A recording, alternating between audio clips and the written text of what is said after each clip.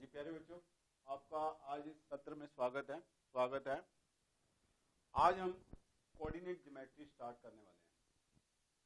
तो कोई बच्चा मुझे बताएगा कि ज्योमेट्री और इसका नाम कोऑर्डिनेट ज्योमेट्री क्यों है।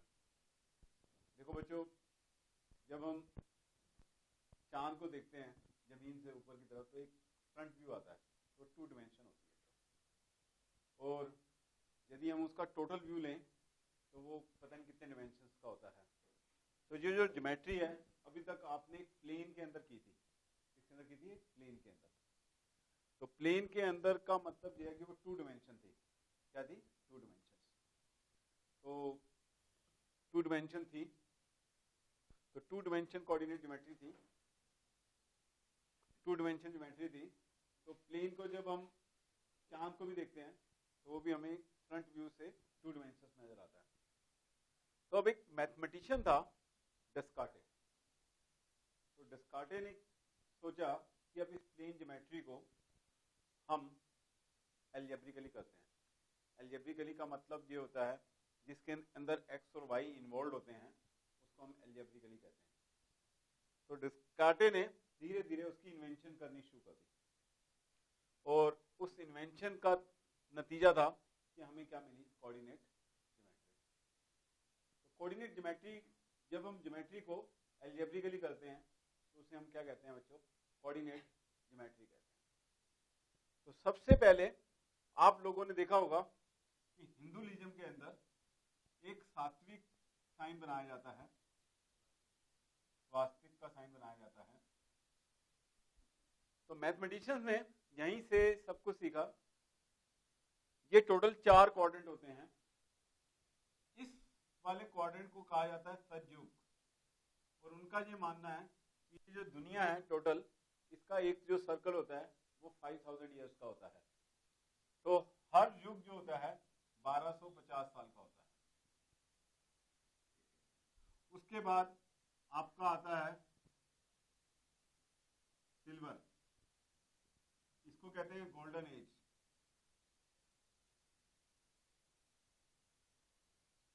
और उसके बाद आता है सिल्वर एज, और इसको हम क्रेता भी कहते हैं। फिर उसके बाद आता है द्वापर, और इसको हम कहते हैं कॉपर एज। उसके बाद आता है कल युग, और कल युग के बाद कॉपर एज को हम कहते हैं आयरन एज। ये जो चारों युग हैं, सारे युग 1250 साल के हैं। आप इस सतयुग में देख सकते हो कि ये वाला जो स्वास्तिक का साइन है वो ऊपर की तरफ है। वहां पर हमेशा लोग जो होते हैं वो देने वाले हैंड होते हैं उनके। और इधर देखो कल युग के अंदर उसके इतने बुरे हालात हो गए हैं कि वो लेते लेते इतना थक गया है कि वो देना भी चाहता है तो नहीं हो पाता। अब इधर वो थोड़ा सा हाथ झुक गया। तो स्वास्तिक बनाने का मतलब भी ये था, और कॉपर में आके होगा। तो ये चारों साल 1250 साल 1250 साल के होते हैं। तो सतयुग के अंदर सब कुछ बहुत पॉजिटिव होता है। सिल्वर के अंदर वो गिरना शुरू होता है। यहाँ पर 16 कला संपूर्ण बंदा होता है। धीरे धीरे वो कलाएं गिरते करते 0 हो जाती हैं। फिर उसके बाद सतयुग आता है। उन लोगों का ये मानना है। सिल्वर एज में 14 कला रह जाती हैं जिसमें राम आए। सतयुग जिसके अंदर कृष्ण आए। द्वापर युग जिसके अंदर अब्राहम वगैरह आए। और कल युग जो आजकल आप देख रहे हो, इसके अंदर आज हमें सांस भी लेनी होती है तो इतना मुश्किल है। तो उसके लिए भी व्हीकल्स को अलाउड किया जाता है कि आज ये नंबर का व्हीकल निकलेगा और आज ये निकलेगा। पोल्यूशन इतना होता है। This is called iron age. तो इसी तरह मैथमेटिशियंस ने भी डिसाइड किया कि टोटल 4 डायरेक्शंस होती हैं। इसको हम ईस्ट कहते हैं, इसको हम वेस्ट कहते हैं। और यहाँ पर सन राइज फ्रॉम ईस्ट, तो इस नंबर लाइन पर जो नंबर ईस्ट की डायरेक्शन में लिए जाते हैं वो क्या लिए जाते हैं? पॉजिटिव लिए जाते हैं। और इस तरफ जो नंबर्स लिए जाते हैं वो नेगेटिव लिए जाते हैं क्योंकि सन सेट्स फ्रॉम वेस्ट। और ऊपर वाली डायरेक्शन जो होती है वो हमारी नॉर्थ की होती है, और नीचे वाली डायरेक्शन जो होती है साउथ की होती है। और मैथ्स में सारा का सारा सिस्टम जो है वो आपका एंटी क्लॉकवाइज चलता है। एंटी क्लॉकवाइज क्योंकि जहां भी हम बैठते हैं तो एक हमें सिस्टम बनाना पड़ता है। आप लोगों ने यदि अपनी जो कार चलाते हैं तो उस कार को देखा होगा, वो हिंदुस्तान के अंदर जो भी कारें होती हैं वो सारे राइट हैंड ड्राइव पर होती हैं। उसका जो स्टीयरिंग होता है वो राइट हैंड पे होता है, किसी का भी लेफ्ट हैंड पे नहीं होता। यदि कोई लेफ्ट हैंड पे आपको नजर आ जाता है कोई एम्बेसडर कार का, तो वो बड़ी अजीब सी कार आपको नजर आती है। तो वो सारी जो होते हैं आपके राइट हैंड सिस्टम होते हैं। और उसके बाद एक सिस्टम बनाया गया कि आदमी इस दुनिया में आता है, मैरिज करता है, तो ये सब सिस्टम बनाए गए। यदि लड़की की शादी होती है तो लड़के के घर जाती है। इस तरह बहुत सारे सिस्टम्स बने हुए हैं। जो रोड्स चलते हैं वो भी इसी तरह चलते हैं। करेंसी है, हर जगह कहीं ना कहीं सिस्टम बनाया जाता है। तो यहाँ पर जो टोटल सिस्टम है, टोटल ये भी 4 क्वाड्रेंट बन गए। ये आपका फर्स्ट क्वाड्रेंट, जिसको हम सतयुग की तरफ रिलेट कर सकते हैं। यहाँ पर ये टोटल 0 से 90 डिग्री होता है। एक होता है 90 से 180 डिग्री। सेकंड क्वाड्रेंट जो होता है 90 से 180, इसको नाम दिया गया फर्स्ट क्वाड्रेंट, इसको नाम दिया गया सेकंड क्वाड्रेंट, इसको नाम दिया गया थर्ड क्वाड्रेंट, और इसको नाम दिया गया फोर्थ क्वाड्रेंट। उसके बाद फर्स्ट क्वाड्रेंट आपका 0 से 90 होता है। इसको आप सतयुग के साथ रिलेट कर सकते हो। इसके अंदर इनपुट भी पॉजिटिव है और आउटपुट भी पॉजिटिव है। और सेकंड क्वाड्रेंट में इनपुट तो पॉजिटिव है, इनपुट नेगेटिव है और आउटपुट क्या है, पॉजिटिव है। थर्ड क्वाड्रेंट में ये जो होता है आपका 180 से 360 होता है, 180 से 270। और फोर्थ क्वाड्रेंट जो है आपका होता है 270 से 360। इस तरह ये टोटल 4 क्वाड्रेंट बनाए गए। दोनों एक्सिस जहां पर इंटरसेक्ट करते हैं उसको हम ओरिजिन कहते हैं। वो आपका स्टार्टिंग पॉइंट होता है, इनिशियल पॉइंट होता है। तो इस तरह ये 4 क्वाड्रेंट रिप्रेजेंट किए गए 4 डायरेक्शंस के अकॉर्डिंग। अब उसके बाद क्या किया गया उसके बारे में हम डिस्कशन करते हैं।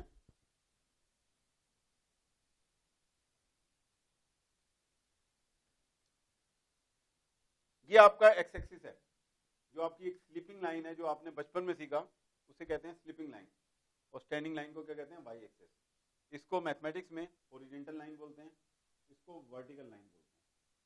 तो इस लाइन की तरफ आप सिर्फ देखें तो इसमें जो होंगे 2 पेयर होंगे, एक y और एक x। x जो है वो आपका इंडिपेंडेंट है और y क्या है, डिपेंडेंट है इसके ऊपर, x के ऊपर। तो ये हॉरिजॉन्टल के ऊपर ईस्ट वाली डायरेक्शन में सारे नंबर पॉजिटिव होते हैं। सिर्फ अब आप इस लाइन को देखो, इसके ऊपर जो भी आउटपुट होगा वो क्या होगा, पॉजिटिव, और नीचे आउटपुट जो भी होगा वो क्या होगा, नेगेटिव। और इसी तरह y एक्सिस को सिर्फ देखो, y एक्सिस के राइट में x क्या होगा, पॉजिटिव, और y एक्सिस के लेफ्ट में क्या होगा, नेगेटिव। ये आपने ध्यान रखना है। और डेस्कार्टे ने धीरे धीरे इसकी इन्वेंशन करनी शुरू की। उसने कहा जी x, y पॉइंट्स हुआ करेंगे। इस x को नाम दिया गया अब्सिसा, इस y को नाम दिया गया ऑर्डिनेट, और दोनों मिलके बन जाएंगे कोऑर्डिनेट।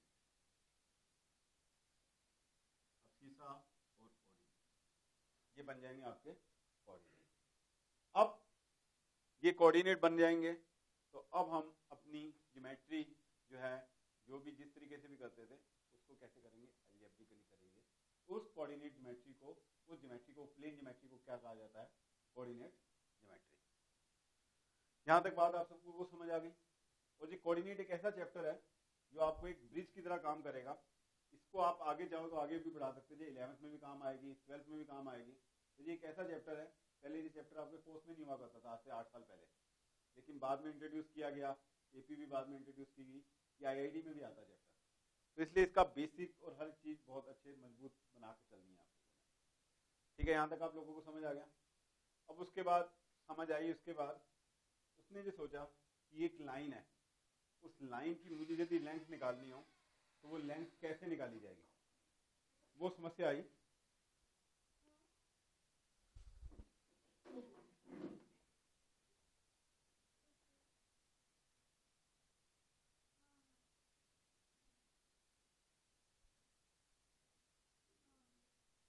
हम ज्योमेट्री को कैसे कर रहे हैं बच्चों, अलजेब्रिकली। कैसे कर रहे हैं, अलजेब्रिकली। तो आपने इसका एक एक पॉइंट को अच्छी तरह समझना है, तभी आपको मजा भी आएगा। और इसके अंदर कोई भी क्वेश्चन पूछा जाता है हमेशा ट्विस्ट करके पूछा जाता है, इतना आसान क्वेश्चन नहीं पूछा जाता। अब बच्चों पहला क्वेश्चन जो बनता है, आपने जो डिस्टेंस फॉर्मूला है, जो एक लाइन सेगमेंट दिया हुआ है, उस लाइन की लेंथ निकालनी है।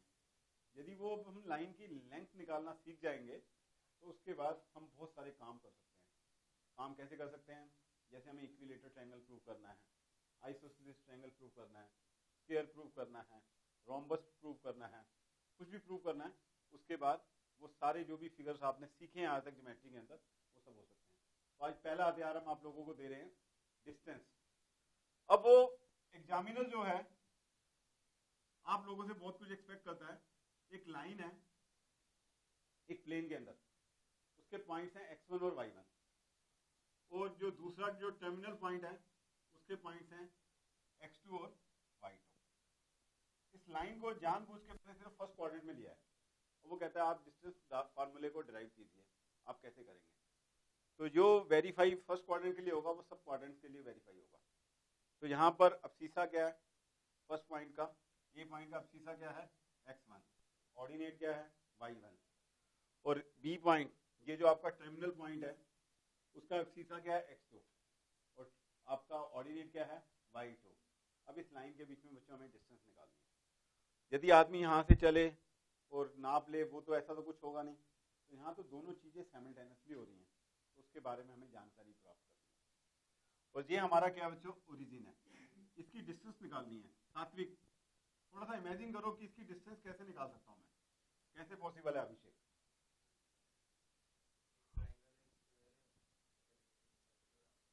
हाँ जी, इधर देखो बच्चों, ये वाली डिस्टेंस आप लोगों को हॉरिजॉन्टल नजर आ रहा है बच्चों। ये पॉइंट क्या है बच्चों? x1। और ये वाली जो डिस्टेंस है ये आपको नजर आ रहा है बच्चों, क्या बच्चों? x2। सपोज ये आपका 3 है, ये 6 है, तो इनके बीच में जो डिस्टेंस होगी संकेत, वो क्या होगी? x2 minus x1। यहाँ तक बात समझ आती है। और वर्टिकल क्या होगा बच्चों? ये चीज आपकी क्या है बच्चों? y1, और ये पूरी चीज हमारी क्या है बच्चों? y2। बात है समझ? तो ये हमारा y1 है, ये y2 है, तो इस पॉइंट को नाम C दे देते हैं। तो BC जो है हमारा क्या हो जाएगा? y2 minus y1। बात समझिए, क्या डिस्टेंस हो जाएगी? y2 minus y1। अब इसको जब हम एल्जेब्रिकली कर रहे थे, तो इसको एल्जेब्रिकली करते करते हम इसको किस में ले आए हैं? एक ज्योमेट्री में ले आए हैं, 2 डायमेंशंस में ले आए हैं, जो जिसके बारे में हम सब कुछ जानते हैं। अब आप लोग देख रहे हो कि ABC हमारा क्या बच्चों? एक राइट एंगल ट्रायंगल है। अब राइट एंगल ट्रायंगल है जिसके अंदर आपको बेस भी मालूम है और आपको परपेंडिकुलर भी मालूम है, और आपने क्या निकालना है? हाइपोटेन्यूज। तो पाइथागोरस से बढ़िया कुछ नहीं है। पाइथागोरस क्या कहती है? AB का whole square equal to AC का होल स्क्वायर प्लस BC का होल स्क्वायर। AB का होल स्क्वायर निकालना है, और AC का होल स्क्वायर हमें मालूम है x2 माइनस x1 का होल स्क्वायर, और BC का होल स्क्वायर होता है y2 माइनस y1 का होल स्क्वायर। और हमें मेन क्या निकालना था? AB। AB जो होता है कोई स्क्वायर के अंदर नहीं होता, डिस्टेंस होती है, सिर्फ लेंथ होती है। x2 माइनस x1 का whole square plus y2 minus y1 का होल स्क्वायर। तो ये डिस्टेंस फार्मूला हमारा डिराइव हो गया। तो अब आप ये देख सकते हो, ये लाइन आगे चल के ये एक्स एक्सिस के साथ एंगल क्या बनाएगी? थीटा। क्योंकि इसकी स्लोप जो है थ्रू आउट क्या रहेगी? सेम रहेगी। अब बच्चा हमसे क्वेश्चन पूछता है, सर यहाँ पर हमने x2 माइनस x1 का होल स्क्वायर निकाला, y2 माइनस y1 का होल स्क्वायर निकाला, तो यहाँ पर आपने क्या लिखना है? डिफरेंस ऑफ अब्सीसा, दोनों का डिफरेंस। और इधर क्या आएगा बच्चों? Difference of ordinate.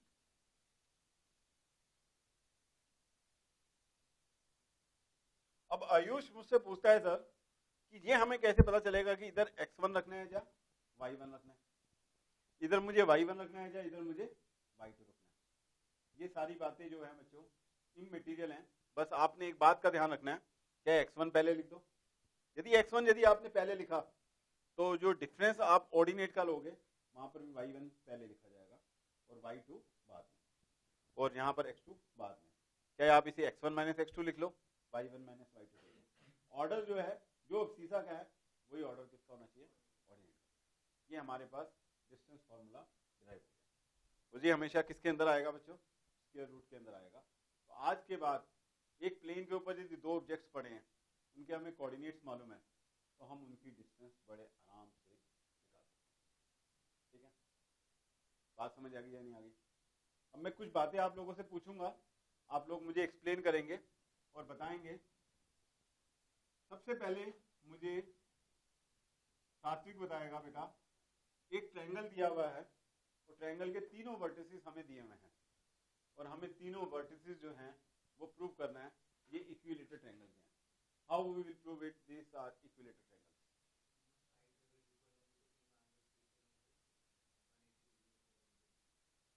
हाँ जी, तीनों वर्टिसेस हमें दिए हुए हैं। एंगल का तो अभी तक कोई काम हमने सीखा नहीं है, अभी तक सिर्फ हमने क्या निकालना सीखा है? डिस्टेंस निकालना सीखा है। तो एंगल का तो कोई खेल नहीं है, तो हम तीनों डिस्टेंस निकालेंगे, ए बी भी निकालेंगे, बी सी भी निकालेंगे और ए सी भी निकालेंगे। बस यदि वो तीनों इक्वल आ जाएंगे तो इसका मतलब ट्रायंगल क्या है? अभिषेक, वो जो इक्विलेटरल ट्रायंगल के वर्टिसेस होंगे उसमें वो ये भी पूछ सकता है कि ये आपको इक्विलेटरल ट्रायंगल दिया हुआ है, एक वर्टिसेस वो गाइड कर सकता है, वो कहेगा वो वर्टिसेस निकालो। आप लोगों ने एक ध्यान रखना है बच्चों, इक्विलेटरल ट्रायंगल के अंदर एक वर्टिसेस उसका कम से कम इरेशनल जरूर होगा, क्योंकि इक्विलेटरल ट्रायंगल का जो एरिया होता है वो √3/4 इंटू साइड का होल स्क्वायर होता है और मोस्ट प्रोबेबली उसका ऑर्डिनेट जो है वो इरेशनल जरूर होता है। ये बात आपने अपने दिमाग के अंदर रखनी है। यदि इरेशनल नहीं आ रहा तो वो इक्विलेटरल नहीं होगा, तो ये बात आपको पता है। अब बच्चों दूसरी बात मैं आप लोगों से पूछता हूं, सचिन आप बताओगे मुझे कि अब ट्रायंगल जो है बेटा आइसोसेलेस है। अब आइसोसेलेस ट्रायंगल प्रूव करना है, कैसे प्रूव करेंगे? बच्चों जितना पॉलीगन होगा उतना काम हमारा कम होगा, जितना पॉलीगन की साइज बड़ी होंगी उतना काम हमारा बढ़ता जाएगा। अभी तक तीन ही वर्टिसेस दिए हुए हैं तो हमें सिर्फ कितनी डिस्टेंस निकाली है? 3। काम हमारा बहुत कम है। आइसोसेलेस ट्रायंगल है तो उसके अंदर दो एंगल इक्वल होते हैं। अभी तक एंगल के बारे में हम कुछ नहीं जानते, सिर्फ साइड्स के बारे में जानते हैं और उसके अंदर हम तीनों साइड्स निकालेंगे। यदि दो साइड्स इक्वल आ जाएंगी तो इसका मतलब वो ट्रायंगल जो है वो हमारा क्या है? आइसोसेलेस है। ये क्लियर और नॉट? पक्का? कोई दिक्कत, कोई टेंशन तो नहीं है? नेक्स्ट, अब मुझे ये प्रूव करना है कि ये तीन वर्टिसेस दिए हुए हैं वो राइट एंगल ट्रायंगल के हैं। हाँ जी, ये मुझे शिवांग बताएगा कि तीनों वर्टिसेस राइट एंगल ट्रायंगल के हमें प्रूव करने हैं, तो कैसे प्रूव करने हैं? हाँ जी, तो इसके अंदर हम तीनों डिस्टेंस निकालेंगे और पाइथागोरस टेंस जिंदाबाद। उसके अंदर एक साइड का स्क्वायर का सम, एक साइड का स्क्वायर यदि बाकी दोनों साइड के स्क्वायर के सम के इक्वल होगा तो इसका मतलब क्या है? वो राइट एंगल ट्रायंगल है। आयुष, यदि मुझे ये प्रूव करना हो कि वो राइट एंगल आइसोसेलेस ट्रायंगल है तब क्या करेंगे? तो तीनों साइड्स निकालेंगे और दो साइड का स्क्वायर का सम थर्ड साइड के इक्वल होना चाहिए और आइसोसेलेस के लिए परपेंडिकुलर और बेस भी क्या होना चाहिए? आपस में इक्वल। उसमें दो एंगल 45 के होंगे और एक एंगल क्या होगा? 90 डिग्री का होगा। यहाँ तक किसी को कोई बात ना समझ आई तो पूछ सकता है। हाँ जी अपूर्वा, अब आपने ये प्रूव करना है कि जो ट्रायंगल है वो स्केलिन है। कैसे प्रूव करेंगे? तो तीन साइड्स निकालेंगे, तो तीनों साइड्स अलग अलग आएंगी तो क्या आएगा? स्केलिन। राइट एंगल ट्रायंगल भी स्केलिन हो सकता है, नहीं हो सकता? वेरी गुड, हो सकता है। इक्विलेटरल ट्रायंगल स्केलिन हो सकता है क्योंकि इसमें साइड्स इक्वल आ गई। आइसोसेलेस ट्रायंगल हो सकता है, उसमें दो साइड्स इक्वल आ गई। स्केलिंग का मतलब क्या है? तीनों साइड जो है वो इक्वल आ गई। अब बच्चों एक बहुत बढ़िया क्वेश्चन मैं आप लोगों के सामने पूछने जा रहा हूं। अभिषेक मुझे उसका जवाब देगा। तीनों वर्टिसेस दे रखे हैं ट्रायंगल के। अब आपको ये वेरीफाई करना है ये वर्टिसेस वाकई में ही ट्रायंगल के हैं, किसी और चीज के नहीं है। How you will prove it? ये ट्रायंगल के वर्टिसेस कैसे होंगे?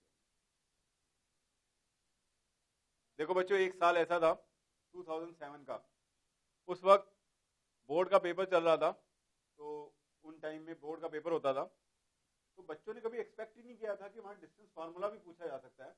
कोऑर्डिनेट के अंदर तो हर बार कुछ ना कुछ नई चीज होती थी। एक बार कोलिनियर आ गया तो बच्चों को सॉल्व ही नहीं होता था कैसे सॉल्व करना है। अब तो बहुत सारे हथियार आ गए आप लोगों के पास, तो इसके अंदर हमेशा कुछ ना कुछ नया पूछा जाता है, तो इसलिए आपको हर वक्त तैयार रहना है, हर हालत में तैयार रहना है। बहुत बढ़िया बच्चों, यदि कोई वो ट्रायंगल के वर्टिसेस हैं तो दो साइड का सम हमेशा थर्ड साइड से क्या होता है, बड़ा होता ही होता है। तो यहाँ पर भी वही काम आपने करना है, तीनों साइड्स निकाल लेनी है। यदि किन्हीं दो साइड का सम थर्ड साइड से बड़ा आ रहा है, वो सबके लिए आ रहा है, तो इसका मतलब क्या है, वो ट्रायंगल जो है किसके वर्टिसेस हैं बच्चों, ट्रायंगल के वर्टिसेस। यहाँ तक बात सबको समझ आ गई या नहीं आ गई? हाँ जी, नेक्स्ट, ये ट्रायंगल्स के बारे में आप लोगों से पूछा जा सकता है जब आपको 3 पॉइंट्स दिए होंगे। अब प्रत्युष आप मुझे ये बताओगे कि पॉइंट्स जो हैं हमारे कोलिनियर हैं, हमारे जो पॉइंट्स हैं वो क्या हैं, कोलिनियर। कोलिनियर का मतलब होता है कि वो तीनों पॉइंट्स एक ही लाइन के अंदर हैं, उसे क्या कहते हैं बच्चों, कोलिनियर। क्या कहते हैं उसे, कोलिनियर। कोलिनियर है, उसे प्रूव करना है, और हमारे पास हथियार कौन सा है, डिस्टेंस फार्मूला। अभी तक तो आपके पास एक ही हथियार है, तो आप उसी हथियार का इस्तेमाल करोगे, लेकिन धीरे धीरे जैसे जैसे क्लास आगे बढ़ती जाएगी आपको सेक्शन फार्मूला इंट्रोड्यूस होगा, एरिया ऑफ ट्रायंगल इंट्रोड्यूस होगा। तो डिस्टेंस फार्मूला यूज नहीं करना कभी भी कोलिनियर प्रूव करने के लिए, अनलेस एंड अनटिल उसने ना कहा हो। लेकिन अभी आपके पास एक ही हथियार है, उस हथियार का यूज करना है, तो उसको कोलिनियर प्रूव करना होगा। तो सक्षम कैसे प्रूव करेंगे कोलिनियर, ए बी निकाल लेंगे, 3 पॉइंट्स ए बी सी मान लिए, बी सी निकाल लेंगे, ए सी निकाल लेंगे। यदि दो डिस्टेंस का सम थर्ड डिस्टेंस के इक्वल आ गया तो इसका मतलब वो पॉइंट्स जो हैं तीनों किसके अंदर हैं, एक ही लाइन के अंदर हैं, तो पॉइंट्स क्या होंगे, कोलिनियर। क्या होंगे? सात्विक, नेक्स्ट क्वेश्चन आपके लिए। अब आपको बेटा एक सर्कल दिया हुआ है, ठीक है, सर्कल, और अभिषेक आपको एक ट्रायंगल दिया हुआ है। ट्रायंगल के तीनों वर्टिसेस दे रखे हैं, आपको सरकम सेंटर के पॉइंट्स निकालने हैं। हाँ जी सात्विक, पहले इसको हम सॉल्व करते हैं। और आपको एक सर्कल दिया हुआ है, सर्कल जो है 3 पॉइंट से पास कर रहा है, वो तीनों पॉइंट्स आपको दिए हैं। आपने इस सर्कल का सेंटर निकालना है। How you will find it?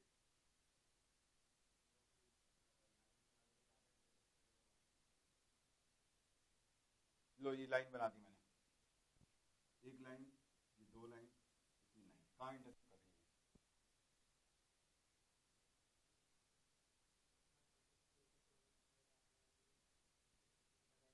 आप बेटा जी कंस्ट्रक्शन नहीं कर रहे, आप कोऑर्डिनेट ज्योमेट्री कर रहे हो। हाँ जी प्रत्युष, कैसे करेंगे?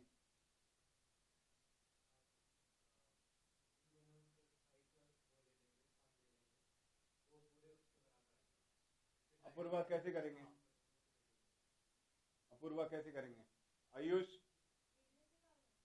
इसका हमें सेंटर निकालने हैं और इसके सरकम सेंटर निकालना है। संकेत आप बताओ। ट्रायंगल के नहीं, सर्कल के।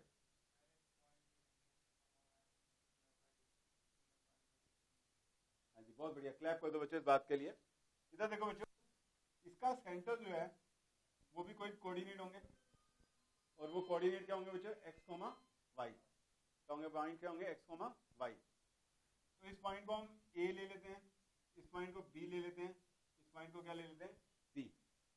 तो इसका मतलब इस सेंटर को हमेशा, सर्कल के सेंटर को o रिप्रेजेंट करना ज्यादा अच्छा लगता है। तो जैसा इस बच्चे ने बताया कि OA की डिस्टेंस, OB की डिस्टेंस और OC की डिस्टेंस ये आपस में क्या होंगी बच्चों, इक्वल होंगी आपस में इक्वल। तो आपस में इक्वल होंगी तो आपके पास 3 इक्वेशन आएंगी, और तीनों इक्वेशन से आपने एल्जेब्रिकली सॉल्व करते हुए जो आपने कोऑर्डिनेट्स करना सीखा है, लीनियर इक्वेशन करना सीखा है, उनसे आपने x और y की वैल्यू निकाल लेनी है।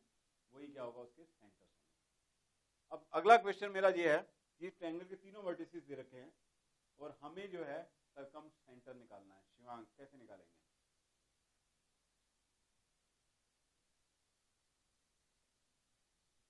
सात्विक, वेरी गुड बच्चों। ये दोनों क्वेश्चन अलग अलग नहीं है, ये दोनों क्वेश्चन क्या है बच्चों, सेम है। इसको आपने नोट कर लेना है। सेम कैसे हैं आपको मालूम है, यहाँ पर तीनों परपेंडिकुलर बाइसेक्टर मिलते हैं। अभी एक बच्चा शिवांग मुझे बता रहा था कि इसको जब बनाते हैं तो परपेंडिकुलर बाइसेक्टर बना लेते हैं। यदि आपको ये सर्कल दिया हुआ है, ये 3 पॉइंट दिए हुए हैं, तो 9th के अंदर एक प्रॉब्लम थी, इसका सेंटर ढूंढो। तो आप 2 लाइंस का परपेंडिकुलर बाइसेक्टर जहां पर इंटरसेक्ट करता है वही क्या होता है, आपका सेंटर होता है। तो यहाँ पर तीनों परपेंडिकुलर बाइसेक्टर मिलते हैं, उसको हम क्या कहते हैं, सरकम सेंटर। और सरकम सेंटर जो है आपका इसी तरह इसकी ये तीनों डिस्टेंस ओ ए ओ बी और ओ सी, यहाँ पर भी ये भी क्या होंगे बच्चों, इक्वल होंगी। तो सेम मेथड से जैसा ये क्वेश्चन किया है वैसे इस क्वेश्चन से ये तीनों क्या आएंगी बच्चों, सेम आएंगी। तो उसके बाद अलजेब्रिकली हम सोल्व करके निकाल लेंगे। अब प्रज्ञा आपने मुझे ये बताना बेटा, इसका सरकम रेडियस निकालना है मुझे। How I will find circumradius. हाँ जी अभिषेक, इसका रेडियस निकालना है, कैसे निकालेंगे? वही है। और यहाँ पर इसको सरकम रेडियस भी कह सकते हैं। क्या कह सकते हैं इसको? सरकम रेडियस। यदि वो ट्रायंगल के अंदर दिया है तो उसको क्या कहेंगे, सरकम रेडियस। और बाहर वाले बच्चे इसको कहेंगे आउट ऑफ कोर्स। लेकिन ये आपके कोर्स के अंदर ही है। एग्जामिनर कुछ ना कुछ ढूंढेगा जरूर आपके लिए, और वो आपको क्लिक करेगा कि आपने कैसे क्लिक करना है। कर पाते हो या नहीं कर पाते? तो क्वेश्चन सबको समझ आया या नहीं आया, कैसे करेंगे कैसे नहीं? इज इट क्लियर और नॉट? Very much clear. अब बच्चों मेरी एक और बात बताओगे आगे। बच्चों एक पॉइंट है, अब वो आपसे कहेगा आप कोई कंडीशन निकालो कि ये दोनों पॉइंट आपके जो हैं बी और सी से सेम डिस्टेंस पे हैं, और ये पॉइंट्स पोज एक्स और वाई हैं। कोई कंडीशन निकालो। बात आई समझ? तो बी और सी से वो दोनों पॉइंट्स क्या, ए से वो दोनों पॉइंट बी और सी की डिस्टेंस क्या है बच्चों, सेम है। अब वो जो कंडीशन आएगी वो आप लोगों को पता होना चाहिए। वो जो कंडीशन आएगी वो परपेंडिकुलर बाइसेक्टर आएगा। परपेंडिकुलर बाइसेक्टर के ऊपर हम कोई भी पॉइंट लेते हैं तो उससे बी की डिस्टेंस और सी की डिस्टेंस हमेशा क्या होती है, सेम। तो ये जो आपके पास इक्वेशन आएगी, आप इसको 11th में जानोगे स्ट्रेट लाइन के अंदर, लेकिन आपको अभी से पता होना चाहिए कि वो जो कंडीशन आ रही है वो किसकी इक्वेशन है, परपेंडिकुलर बाइसेक्टर की। अब आप यहाँ पे पॉइंट ले लो, तब भी उसकी डिस्टेंस सेम आएगी या नहीं आएगी? क्या यहाँ पे पॉइंट ले लो, उसकी डिस्टेंस भी क्या आती है, सेम आती है। इज इट क्लियर और नॉट? पक्का? ये तो बच्चों सारा खेल था हमारा 3 पॉइंट्स वाला। अब नेक्स्ट टाइप में आ जाओ, जब 4 पॉइंट्स दिए होंगे तब हमें प्रूव करना होगा। तो कैसे प्रूव करेंगे? हाँ जी, साथ में एक 4 पॉइंट से जो पॉलीगन बनता है उसको क्या कहते हैं? उसे हम पैरेललोग्राम कहते हैं, क्वाड्रिलेटरल कहते हैं। और क्वाड्रिलेटरल के चारों एंगल का सम क्या होता है, 360। तो 4 पॉइंट्स दिए हुए हैं। अब मुझे ये प्रूव करना है कि ये चारों वर्टिसेस जो हैं वो क्वाड्रिलेटरल के हैं। तो कैसे अपूर्वा प्रूव करेंगे कि चारों वर्टिसेस आपके उसके हैं? अभिषेक,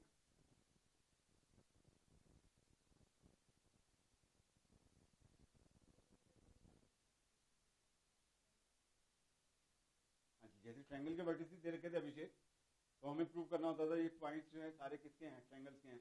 यहाँ पर अब चारों पॉइंट्स किसके हैं बच्चों, क्वाड्रिलेटरल के। इसको बाद में डिस्कस करते हैं, अब धीरे धीरे आगे आते हैं। आप लोगों को मालूम है बच्चों, 9th क्लास के अंदर भी आप लोगों ने मेरे साथ बात की थी कि सबसे पहले इस दुनिया में कौन आया, क्वाड्रिलेटरल। क्वाड्रिलेटरल को डिफाइन किया तो हमारे पास क्या आया, पैरेललोग्राम। ठीक है, और पैरेललोग्राम को थोड़ा सा क्वाड्रिलेटरल को और थोड़ा सा डिफाइन किया तो क्या आया बच्चों, ट्रेपेजियम। ठीक है, और आप लोगों को वहां पर भी मैंने बताया था एक वेन डायग्राम के थ्रू कि जो स्क्वायर है उसके अंदर सारी प्रॉपर्टीज होती हैं। स्क्वायर जो है हमारा एक रियल नंबर है।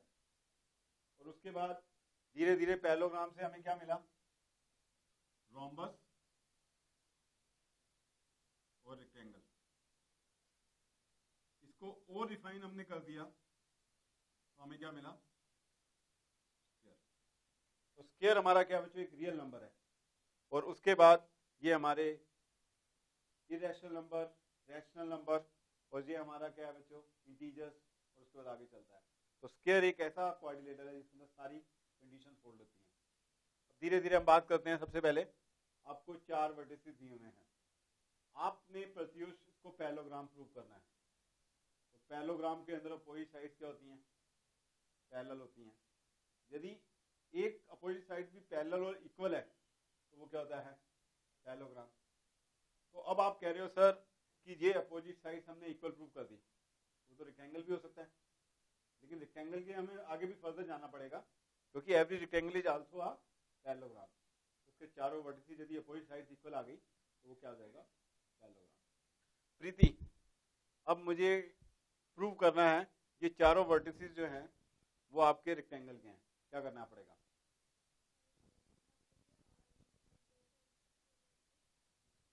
अपोजिट साइड्स इक्वल आनी चाहिए और उसके अंदर डायगोनल्स भी क्या आ सकते हैं, इक्वल।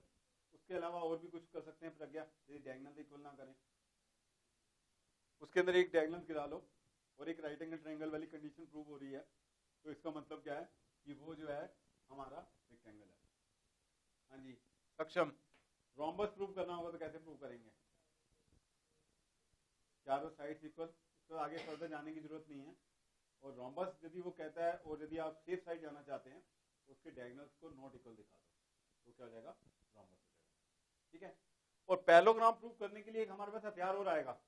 वो हथियार जो है जब हमारे को सेक्शन फार्मूला मिल जाएगा तो वो मिलने के बाद हम इतना कुछ कर पाएंगे पूछो मत, लेकिन अभी तक आपने यही करना है जो हथियार आपके पास है। अब आपने स्क्वायर प्रूफ करना है। हाँ जी प्रज्ञा, कैसे करेंगे स्क्वायर प्रूफ? चारों साइड्स इक्वल और डायगोनल इक्वल। प्रत्युष, इसके अलावा कुछ और करना हो तो? वेरी गुड, एक राइट एंगल ट्रायंगल भी प्रूव कर सकते हैं। ठीक है, तो उससे वो क्या जाएगा, हमारा स्क्वायर आ जाएगा। अपूर्वा, यदि ट्रेपेजियम प्रूव करना हो तो क्या करेंगे?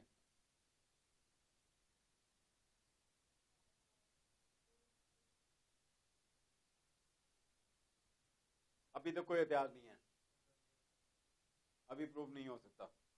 ठीक है, आइसोसेलेस ट्रेपेजियम प्रूव करना हो?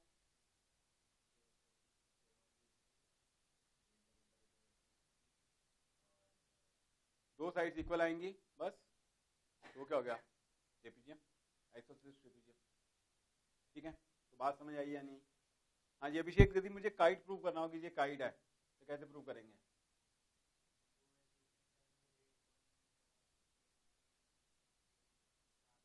हम चारों साइड्स निकालेंगे तो दो पेयर साइड्स सेम आएंगे, दो पेयर उधर जाएंगे, लेकिन अपोजिट साइड्स वाली बात नहीं चलेगी यहाँ पर। तो वो क्या होगा बच्चों, काइट होगा। तो यहाँ तक बात सबको समझ आती है या नहीं आती? अच्छी तरह समझ आती है। ठीक है, तो अब मैं कुछ क्वेश्चन दूंगा आप लोगों को और वो क्वेश्चन जो है आपने सॉल्व करने हैं।